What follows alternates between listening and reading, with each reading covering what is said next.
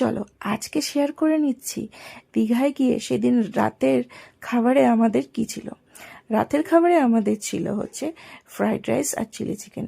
এই দুটো খাবার কিন্তু আমরা খেতে প্রচণ্ড পরিমাণে ভালোবাসি। মাঝে মাঝে আমি বাড়িতেও কিন্তু এই চিলি চিকেন ফ্রাইড রাইস বানিয়ে ফেলি। আর খাবারের কথাতে আসি, খাবারটা কিন্তু খেতে সত্যিই খুব ভালো ছিল। বিশেষ করে ফ্রাইড রাইসটা অনেক ভেজিটেবলস ছিল আর খেতেও দুর্দান্ত হয়েছিল।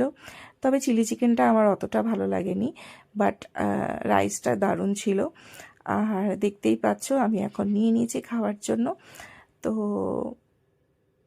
চিলি চিকেনটা আমার অতটা ভালো লাগেনি পার্সোনালি, বাট রাইসটা অসাধারণ ছিল। বাট যখন দুটোকে মিলিয়ে খাচ্ছিলাম ঠিক ছিল। তো যাই হোক, রাতের ডিনারটা এটা দিয়েই কমপ্লিট করেছিলাম। তো তোমাদের কীরকম লাগলো ভিডিওটা অবশ্যই কমেন্ট করো, চ্যানেলটাকে সাবস্ক্রাইব করো।